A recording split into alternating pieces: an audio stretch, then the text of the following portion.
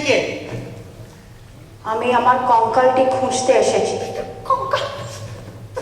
তোমার কঙ্কাল তুমি নিজে খুঁজতে এসছো? আমি না খুঁজলে কে খুঁজে দেবে বলো? এই মাঝরাতে আর কোনো কাজ পেলে না, এখনই সেটা চাই? বলো কি, আমার জীবন যে এই কঙ্কালটির চারিদিকে ঘর বেঁধেছিল, তাকে একটু দেখতে ইচ্ছে করে না?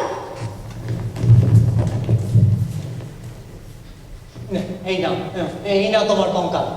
ঠিক আছে, পেয়ে গেছো, এবার তুমি যাও, আমাকে ঘুমোতে হবে। তুমি একলা আছো বুঝি? আমি একটু বসবো। আচ্ছা, বসো বসো।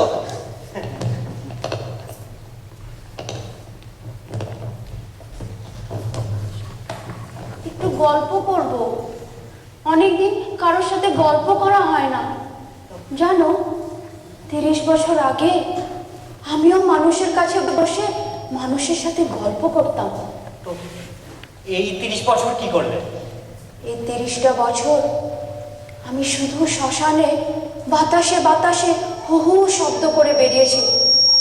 আজ তোমাকে একা পেয়ে মনে হচ্ছে একটু গল্প করি।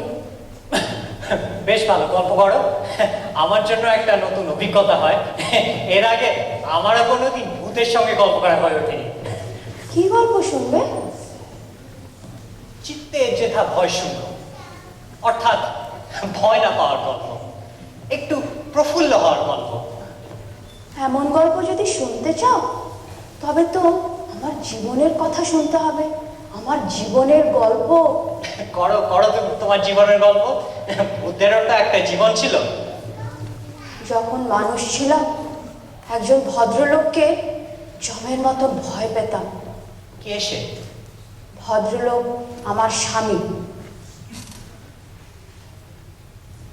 আমার স্বামী বুঝলে, একজন অপরিচিত কর্কশ প্রকৃতির মানুষ আমার আমার ফুলের মতন জীবনটাকে হ্যাচকা টানে অন্য এক ভুবনে ছুড়ে দিয়েছিল। আমি ছিলাম বড়শিতে গাঁথা একটা মাছের মতন, শুধু ছটফট করতাম একটু পরিত্রাণের জন্য। পরিত্রাণ পেয়েছিলে?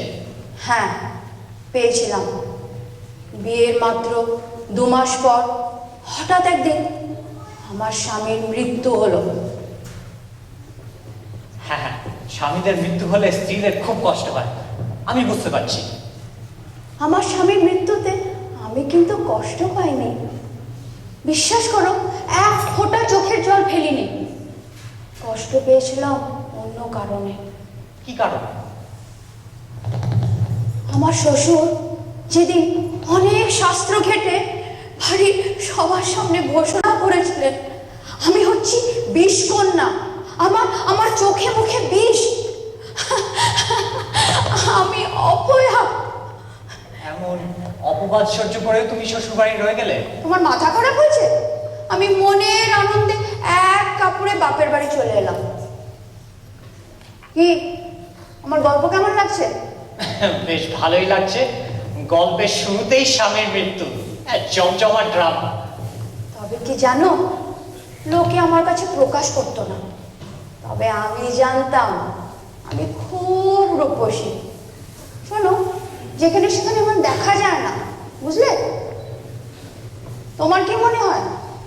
না, আমি কি করে জানবো? আমি তো তোমাকে সেই সময় দেখিনি, কিন্তু এইটুকু বলতে পারি তোমার মতন এত রূপসী ভূতের আগে কোনোদিন দেখিনি। এই যে এই কঙ্কালটা নিয়ে যে তুমি নাড়াচাড়া করছো, কখনো কি ভেবে দেখেছো ওই খুলির চক্ষু কোটর, সেখানে টানা টানা দুটো বড় চোখ ছিল, ওই মুখের গহ্বরে ছিল রাঙা ঠোঁটের হাসি, মেঘ কালো চুলের কথা আর কি বলবো। আমার এই শরীর নিয়ে কেউ অস্থিবিদ্যা করবে তা কখনো স্বপ্নেও ভাবিনি। আজকে আমার হাসিও পাচ্ছে, রাগও হচ্ছে। না, ভারী অন্যায় কথা তোমার কঙ্কাল নিয়ে অস্থিবিদ্যা। তুমি তুমি তো ছিলে ফুলের মতো, কনক চাপা। আচ্ছা তুমি বলো, কনক চাপার মধ্যে কি একটা কঙ্কাল আছে? নেই, থাকতে থাকতে পারে না, অথচ এই হাড় গেলে কঙ্কালটা আমার মিথ্যে সাক্ষ্য দিচ্ছে। আর মিথ্যে সাক্ষ্য দিতে পারবে না, কঙ্কালের ইতিহাসটা তো আমি জেনে গেলাম। তোমাকে তোমাকে যদি স্পর্শ করা যেত, তোমাকে ছুঁয়ে প্রতিজ্ঞা করতাম, এই এই কঙ্কালটাকে আমি এখন করক চাপাই ভাববো। বাপের বাড়িতে আমার বেশ ভালোই কাটছিল বুঝলে। আর বাপের বাড়ি বলতে বাবা মা কেউই ছিল না, শুধু একজন দাদা। সেই দাদা প্রতিজ্ঞা করেছিলেন কোনোদিন বিয়েই করবে না। বাহ, বেশ ভালো কথা। তুমি ছিলে সেই সংসারের সর্বময় কর্ত্রী, নিশ্চয়ই চাবি গোছা আঁচলে বেঁধে ঘুরে বেড়াতে। তোমার কি মনে হয় হেসের আর সিন্ধুকের চাবি কি একটা মেয়ের জীবনে সবকিছু? না না, তা কেন হতে যাবে? আমি সন্ধ্যাবেলায় ফুল বাগানে, আমাদের বাড়ির ফুল বাগানে যখন গাছতলায় বসতাম, তখন আকাশের সব তারা আমাকে নিরীক্ষণ করছে। বাতাস হু হু শব্দ করে আমাকে শুয়ে যাচ্ছে। সমস্ত ভেগে আমার কিন্তু অকারণে আমি বুকে ভীষণ ব্যথা পেতাম। এই অকারণে ব্যথা পেয়ে কি তুমি বৃদ্ধা হয়ে পটল তুলেছিলে? না, একদমই না। তোমাকে জানিয়ে রাখি, বৃদ্ধা আমি হইনি। বার্ধক্য আমার শরীর স্পর্শ করতে পারেনি। তবে শশী শেখর একবার স্পর্শ করেছিল। শশী শেখর? এটা আবার কে? ওনাকে এই গল্পের মধ্যে না আনলে কি নয়? শশী শেখরকে বাদ দিয়ে আমার জীবনের গল্পই তো বলা যাবে না। ওই চটপটে উজ্জ্বল দুটি চোখ। শশী শেখর দাদার বন্ধু, শুধু বন্ধু না, একমাত্র বন্ধু। ডাক্তার। আমাদের বাড়ির বাগান একতলায় সে ডিসপেন্সারি খুলেছিল।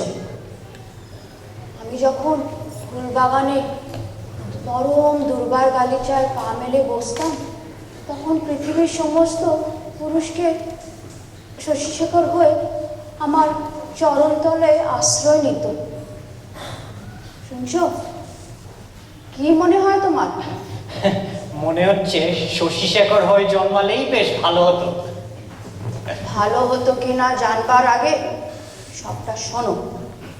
এক বর্ষায় আমার জ্বর হয়েছিল। ডাক্তার শশী শেখর আমাকে দেখতে এসেছিল। ডাক্তার মানুষ যখন রোগীকে তো দেখতেই আসবে। তখন সন্ধ্যার লাল আভা জানালা দিয়ে আমার বিছানার উপরে পড়েছিল। আমি শুয়েছিলাম, বালিশের ওপর